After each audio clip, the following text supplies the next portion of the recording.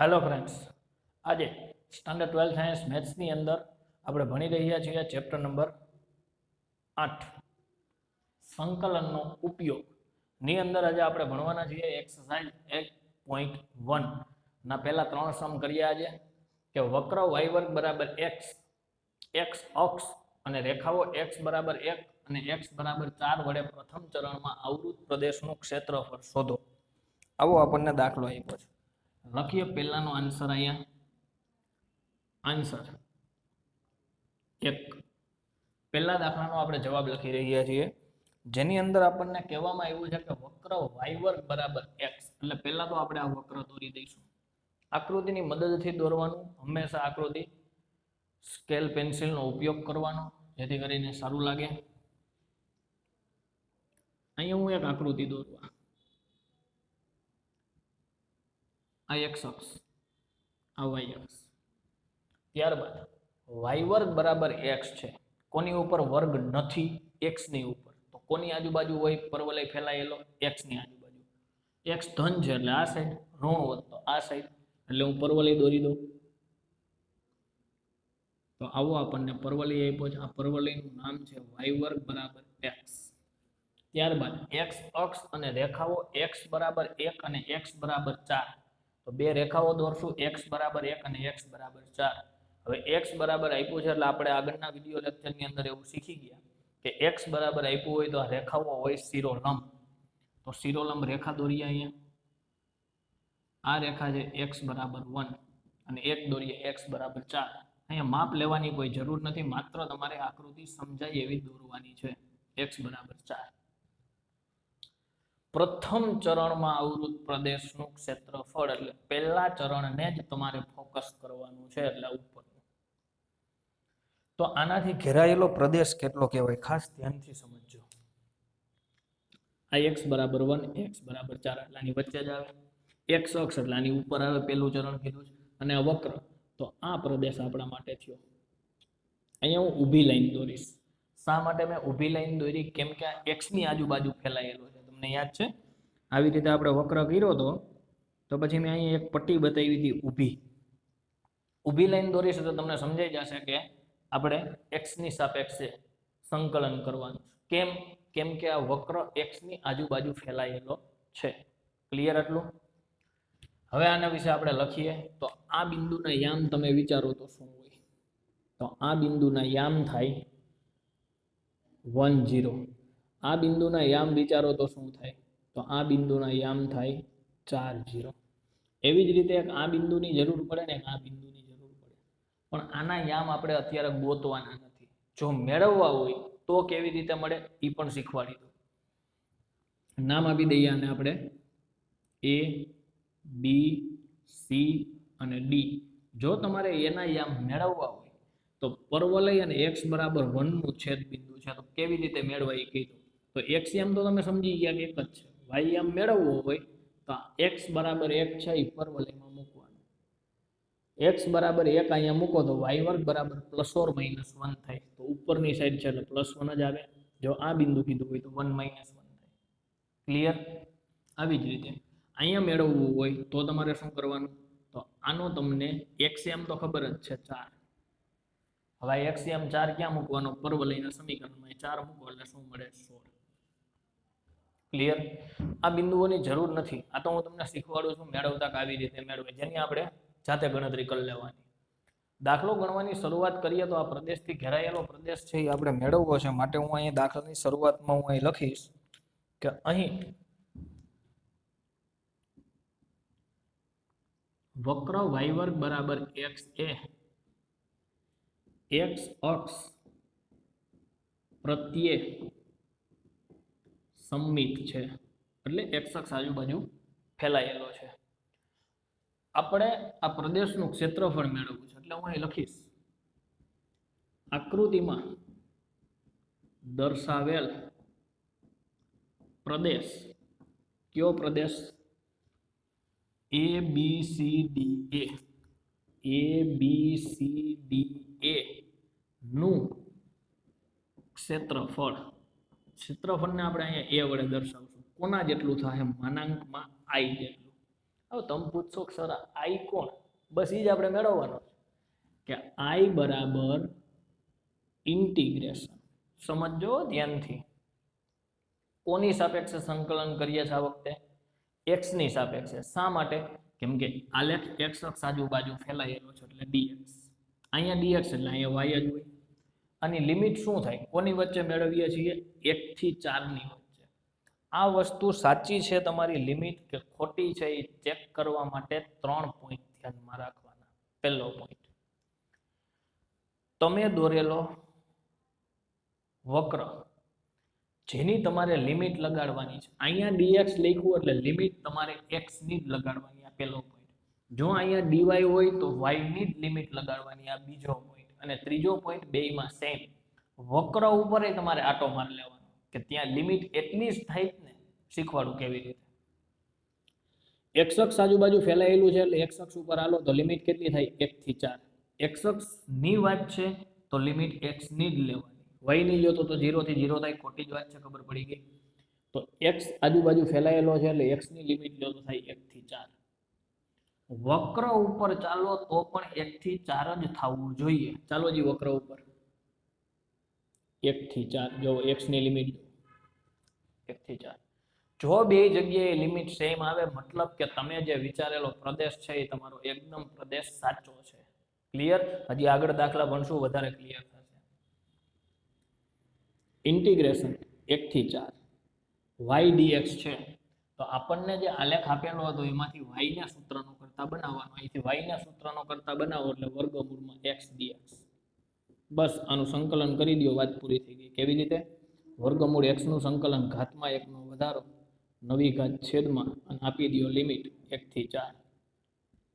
2/3 કૌંસની અંદર x ની 3/2 1 થી 4 બરાબર 2/3 કૌંસમાં x ની જગ્યાએ પેલા અપર લિમિટ 4 પછી લોઅર લિમિટ 1 એટલે 4/3 માઇનસ 1/3 2/3. હાલો આનું સાદુરૂપ કેમ અપાય? તો 3/2 છે એટલે પેલા 4 નો ઘન કરાય અને એનું વર્ગમૂળ કઢાય એમય થાય. અને 4 નું વર્ગમૂળ પેલા કાઢી લ્યો એટલે 4 નું વર્ગમૂળ થાય 2 અને એનો ઘન કરો એટલે 8. કેવી રીતે? આને તમે આમ લખી શકો કે 4 ની 1/2 ઘાતનો ઘન, અથવા તમે આને આમ લખી શકો કે 4 ની 3 ઘાતની 1/2 ઘાત. આ બે સેમ ટુ સેમ છે. જવાબ તમને 8 જ મળશે. માઇનસ એકડાની ગમે એટલી ઘાત, જવાબ 1 જ આવે. 2/3 કૌંસમાં 8 માંથી 1 બાદ 7 ગુણાકાર કરી દો એટલે તમને મળે 7/14/3. આ આઈ મળ્યું. તમારે જોઈએ છીએ એ માગેલ પ્રદેશનું ક્ષેત્રફળ માટે હું અહીં લખીશ માગેલ પ્રદેશનું ક્ષેત્રફળ એ બરાબર માનાંકમાં આઈ બરાબર માનાંકમાં 14/3 બરાબર 14/3. ક્ષેત્રફળ છે એનો એકમ હોય ચોરસ એકમ. કાંઈ અહીંયા આપેલું નથી સેન્ટીમીટર, મીટર, કિલોમીટર, એટલે છેલ્લો એકમ ખાસ લખવાનો ચોરસ એકમ. આ હતો દાખલા નંબર 1. આવી જ રીતે જોઈએ નેક્સ્ટ દાખલો, દાખલા નંબર 2. સમજો કે જો આપણે હવે દાખલા નંબર 2 ભણતા હોય, પહેલો દાખલો ક્લિયર કર્યો, હવે આપણે ભણીએ છીએ બીજો દાખલો. દાખલા નંબર 2 નો જવાબ લખીએ. અહીંયા મને વક્ર આપવામાં આવ્યો છે y વર્ગ બરાબર 9x. આલેખ કેવી રીતે થાય? આ x અક્ષ, આ y અક્ષ. x ની ઉપર કઈ ઘાત નથી એટલે x અક્ષ આજુબાજુ ફેલાયેલો પરવલય હોય. y વર્ગ બરાબર આપ્યો છે એટલા માટે. x ધન છે એટલે પરવલય આ સાઈડ જ હોય. આનું કેન્દ્ર 0 0 કેમ કે અહીંયા અચળ પદ કોઈ છે નહીં. વક્ર y વર્ગ બરાબર 9x. x અક્ષ અને રેખા x બરાબર 2 અને x બરાબર 4. તો એક રેખા હું અહીંયા દોરી દઉં x બરાબર 2. આ રેખા છે x બરાબર 2 અને આ રેખા છે x બરાબર 4 દ્વારા આવૃત પ્રથમ ચરણમાં આવેલા પ્રદેશનું ક્ષેત્રફળ. એટલે હવે તમે ઓળખી ગયા છો પ્રથમ ચરણ કોને કહેવાય. અહીંયા હું ઊભી લાઈન દોરી દઉં. શા માટે ઊભી દોરી પણ તમે સમજતા હશો. કે આ x અક્ષ આજુબાજુ ફેલાયેલો છે. તમારે આટલા બિંદુ અહીંયા હાઇલાઇટ કરી દેવાના કે આ બિંદુના યામ હોય 2 0 અને આ બિંદુના યામ હોય 4 0. ઉપરના બિંદુની જરૂર નથી, મેં તમને આગળ કીધું હતું આગળના દાખલામાં. અને જરૂર તમારે ગોતવા હોય તો કેવી રીતે મળે એ પણ મેં તમને શીખવાડી દીધું. આમાં આપણે ગોતવાના નથી. બસ વાત પતી ગઈ. આકૃતિ તૈયાર છે. દાખલો ગણીએ એટલી જ વાર છે. તો અહીં y વર્ગ બરાબર આન્સર બીજો લખીએ છીએ. y વર્ગ બરાબર શું આપ્યું છે આ વખતે 9x. એટલે હું ખાલી અહીં 9 લખી દઉં. એ x અક્ષ પ્રત્યે સમમિત છે. આકૃતિમાં દર્શાવેલો પ્રદેશ અહીં લખી દઉં a b c d નું ક્ષેત્રફળ a બરાબર માનાંકમાં i. આ વખતે લિમિટ શું હોય? 2 થી 4 y dx 2. હાલો વર્ગમૂળ કાઢો. તો આનું તમે વર્ગમૂળ કાઢશો તો શું થાય? 3√x. તો અહીંયા શું લખાય? 3√x. ક્લિયર? જો આગળ સમજો. આમાં ફેરફાર કરી દો. 3 અચળ તરીકે 12. x નું સંકલન અહીં બરોબર છે. છેદનો છેદ જાય અંશમાં, એટલે અહીંયા આગળ ખાલી આપણે લખશું 3.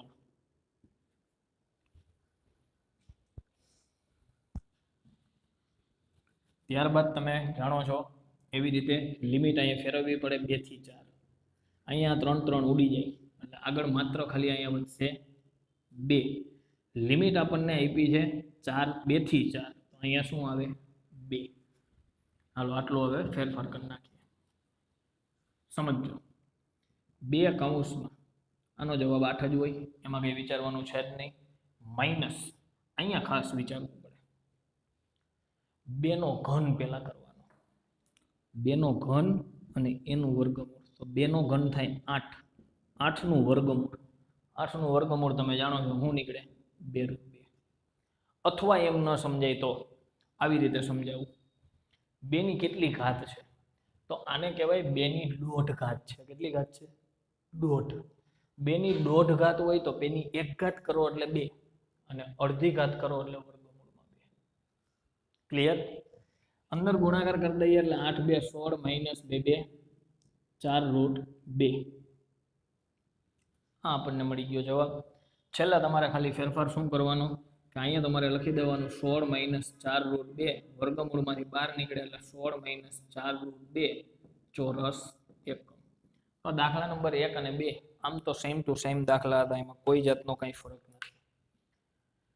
જોઈએ નેક્સ્ટ દાખલા નંબર 3.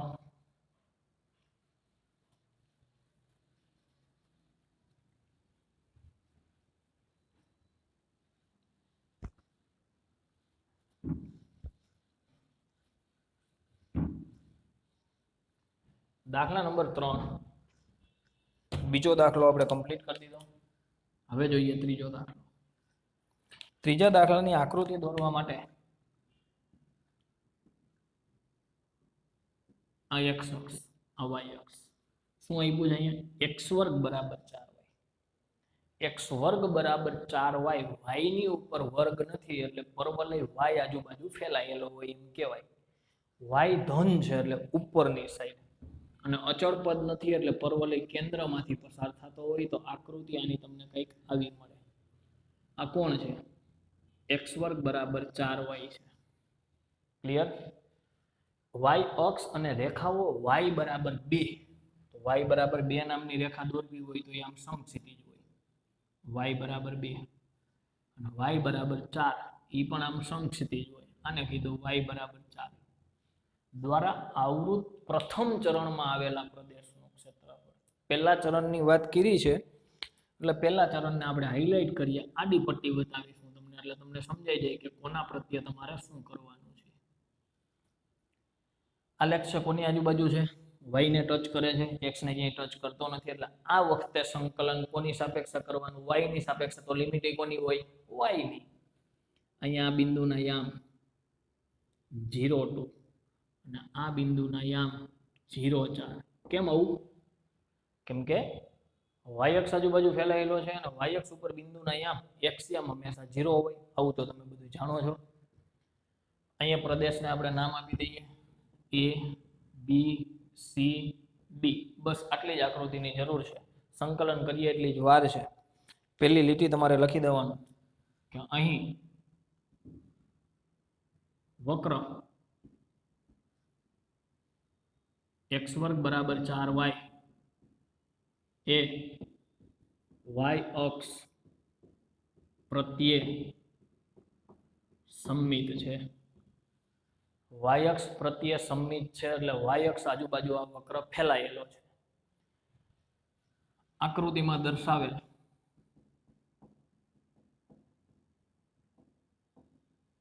પ્રદેશ એ બી સી ડી એ નું ક્ષેત્રફળ એ બરાબર માનાંકમાં i. હવે i બરાબર ઇન્ટિગ્રેશન કોની સાપેક્ષમાં? y ની સાપેક્ષમાં. અહીંયા શું આવે? x dy. લિમિટ શું છે? 2 થી 4. જોઈ લ્યો. અહીંયા 2 થી 4, અહીંયા y એમ કયો હોય 2, અહીંયા y એમ કયો હોય 4. ક્લિયર?